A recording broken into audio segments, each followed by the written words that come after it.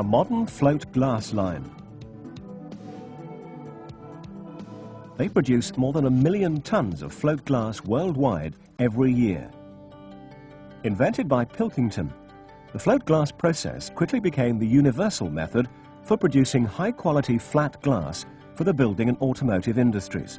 Today it also makes glass that insulates, glass that reflects, glass for use in electronics, in defense, even glass that produces electricity. And each line can produce 700 tons of glass a day, every day, for up to 10 years.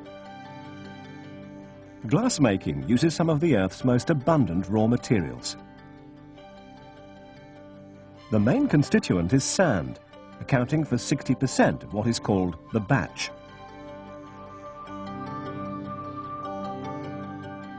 Lime and dolomite are added to assist the weathering properties of the finished glass, while soda and sulfate lower the temperature at which sand will melt. But glass itself is also an important ingredient. Broken glass, called cullet, is recovered from the manufacturing process and then crushed before being added to the batch. This further accelerates the melting process and reduces the amount of energy required for melting by up to 1/5. All raw materials are rigorously checked to ensure the purity of the batch. It's then fed automatically into the filling end of a furnace with a capacity of 1,800 tons.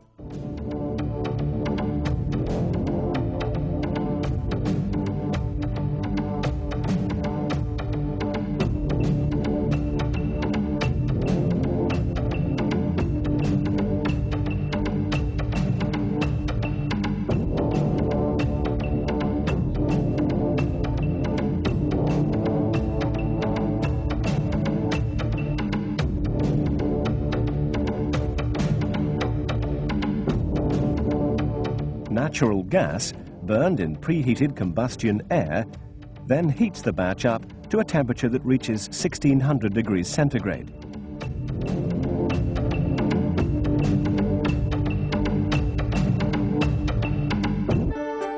New technology invented by Pilkington ensures that the majority of emissions from the process, including those that might cause acid rain, are either trapped or converted to harmless nitrogen.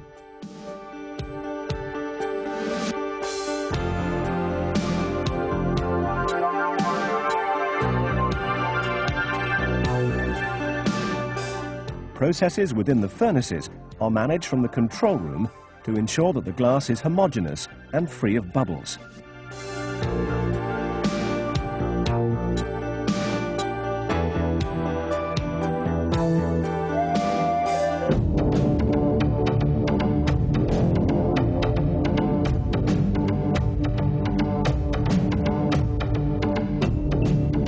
Inside the furnace, heat is applied from alternate sides in 20-minute cycles. This assists fuel efficiency by ensuring that combustion takes place in the presence of preheated air. The glass leaves the conditioning end of the melting zone at a temperature of 1100 degrees centigrade through a narrow canal, from where it passes to the heart of the process, a bath of molten tin. Here the glass spreads out, following the perfect flatness of the tin, so that the upper and lower surfaces of the glass remain absolutely flat and parallel.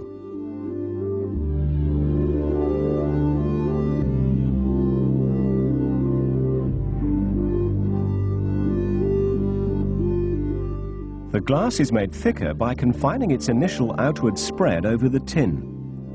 To make thinner glass, the top rollers controlling the width of the glass are speeded up to produce a gentle stretching action.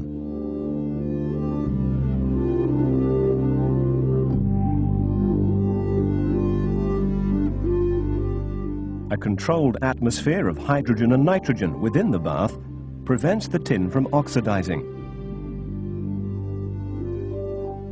When it emerges from the tin bath, the glass is sufficiently hard not to be marked by the conveyor rollers.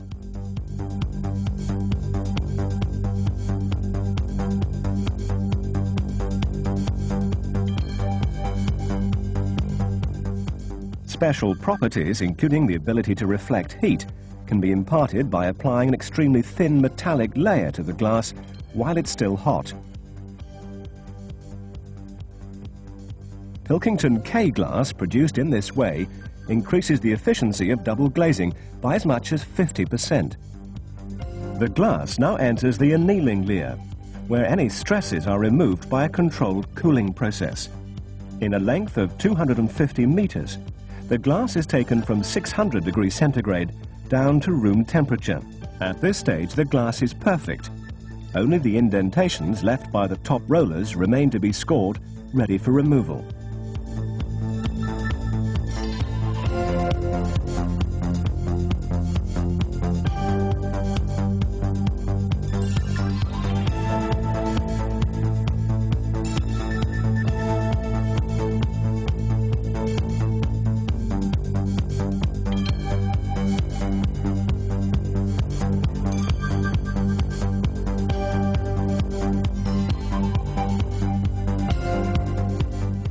This takes place after the glass has been cut and snapped to a predetermined size.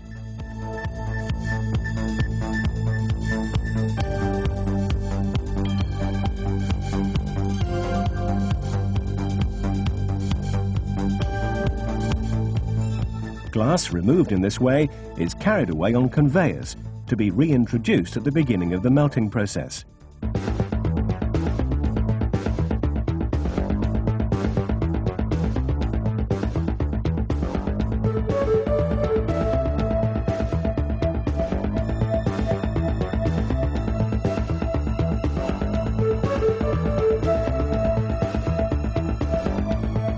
After passing through the automatic handling stages, customers' orders, which might involve a range of thicknesses and sizes, as well as special coatings, are held in the warehouse.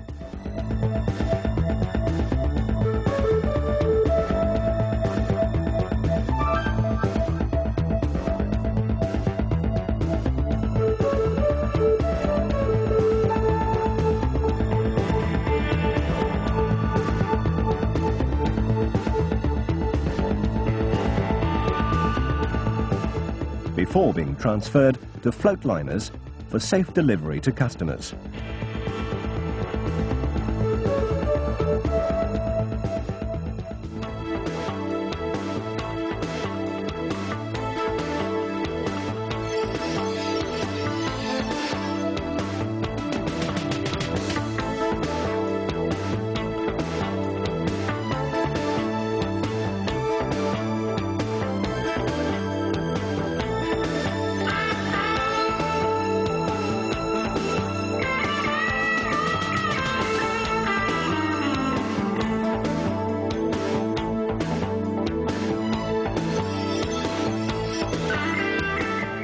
Today, float glass is used wherever the demand is for clarity and precision, adding beauty, comfort and security to the world's buildings, with ever higher standards of energy conservation.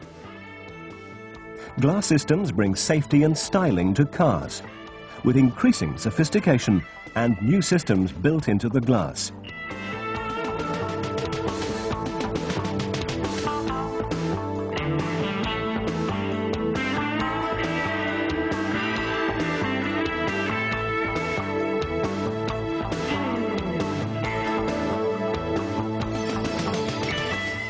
Float glass is also extending its usefulness to new and emerging technologies in electronics and solar power. We are just beginning to exploit its versatility.